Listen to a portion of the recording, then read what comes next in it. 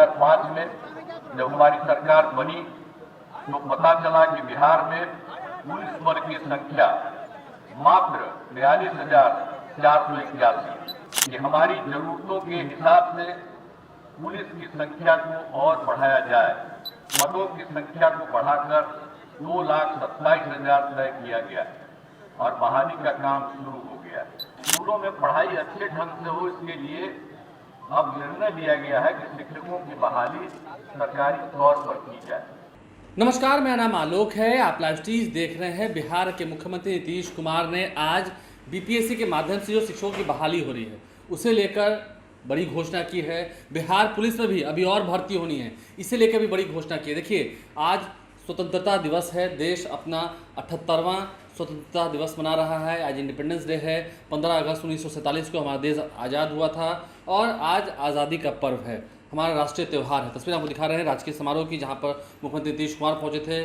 उन्होंने झंडोत्तोलन किया है पटना के गांधी मैदान में। वो तस्वीर आपको पूरी दिखा रहे हैं। रंग बिरंगी झांकियाँ देखने को मिली है कई विभागों की वहाँ पर। और नीतीश कुमार ने बिहार में जो शिक्षकों की बहाली हो रही है, तमाम जितने नियोजित शिक्षक थे उनकी सक्षमता परीक्षा लेकर उन्हें राज्यकर्मी का दर्जा दिया जा रहा है, इस मुद्दे को लेकर उन्होंने बड़ी घोषणा की है। अभी और पुलिस में बहाली होनी है, बिहार पुलिस की भी बहालियां भी और होनी है और चुनाव से पहले होनी है। शिक्षकों की भी भर्ती होनी है लाखों की संख्या में और पुलिस की भी बहाली होनी है। क्या कुछ वो कह रहे थे मंच से, जरा सुनिए। वर्ष 2005 में जब से हम लोगों को काम करने का मौका मिला है, तब से राज्य में कानून का राज बनाए रखना सरकार की सर्वोच्च प्राथमिकता है। सरकार द्वारा अपराध नियंत्रण एवं विधि व्यवस्था संधारण के लिए सभी आयामों पर योजनाबद्ध तरीके से काम किया जा रहा है। वर्ष 2005 में जब हमारी सरकार बनी तो पता चला कि बिहार में पुलिस बल की संख्या मात्र 42,481, जो जरूरत के हिसाब से बहुत कम थी। इसलिए उसी समय पुलिस की संख्या को बढ़ाने का निर्णय लिया गया। इसके लिए नए पदों का सृजन किया गया और पुलिस में बहाली की गई। अब पुलिस बल की संख्या बढ़कर 1,10,000 हो गई। लेकिन हमने 2023 के पहले भी सुझाव दिया कि हमारी जरूरतों के हिसाब से पुलिस की संख्या को और बढ़ाया जाए, तब पदों की संख्या को बढ़ाकर 2,27,000 तय किया गया और बहाली का काम शुरू हो गया। इसी अगस्त माह में पुलिस के 21,000 पदों के लिए परीक्षा आयोजित हो रही है। उम्मीद है इस साल और अगले साल के प्रारंभ में भी पुलिस के सभी पदों का बहाली पूरी कर ली जाएगी।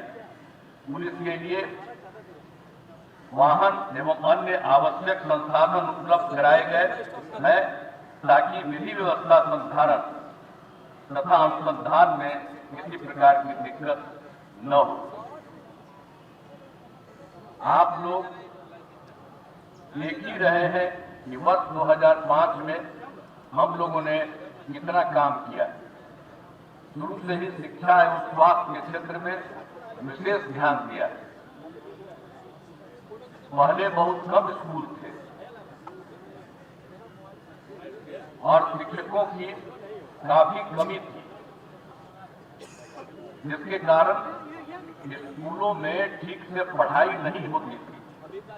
गरीबी के कारण 5वीं कक्षा के बाद लड़कियां भी पढ़ नहीं पाती। इसलिए सबसे पहले अनेक नए स्कूल खोले गए और कई स्कूलों में नए क्लासरूम बनाए गए। वर्ष 2006-07 में लड़के लड़कियों के लिए पोशाक योजना शुरू की गई। वर्ष 2008 में 9वीं क्लास की लड़कियों को विद्यालय जाने के लिए साइकिल योजना चलाई गई और बाद में वर्ष 2010 से लड़कों को भी साइकिल दी गई। बालिका शिक्षा को बढ़ावा देने के लिए सभी पंचायतों में उच्च माध्यमिक विद्यालय 10+2 स्कूल खोले गए। लड़कियों को 12वीं पास करने पर पहले 10,000 मिलते थे, जिसे बढ़ाकर अब 25,000 रुपये कर दिया गया है। और वहीं ग्रेजुएट पास होने पर 25,000 से बढ़ाकर अब 50,000 रुपये की प्रोत्साहन राशि दी जा रही है। अब लड़कियां भी खूब पढ़ रही है और स्कूलों में लड़के लड़कियों की संख्या लगभग बराबर हो गई। 2005 में जब हमारी सरकार आई तो विद्यालयों में शिक्षकों की कमी को देखते हुए वर्ष 2006-07 से पंचायत और नगर निकायों के माध्यम से बहाली की गई। कई चरणों में लगभग 4.25 लाख शिक्षकों को नियोजित किया गया। स्कूलों में पढ़ाई अच्छे ढंग से हो, इसके लिए अब निर्णय लिया गया है कि शिक्षकों की बहाली सरकारी तौर पर की जाए। वर्ष 2023 में बिहार लोक सेवा आयोग द्वारा 2,20,000 सरकारी शिक्षकों की नियुक्ति की गई है। शेष पदों पर भी बहाली की जा रही है। नियोजित शिक्षक भी हमेशा चाहते थे कि उन्हें सरकारी शिक्षक बनाया जाए। इसे देखते हुए इन शिक्षकों को सक्षमता परीक्षा के माध्यम से सरकारी शिक्षक बनने के अवसर दिए जा रहे हैं।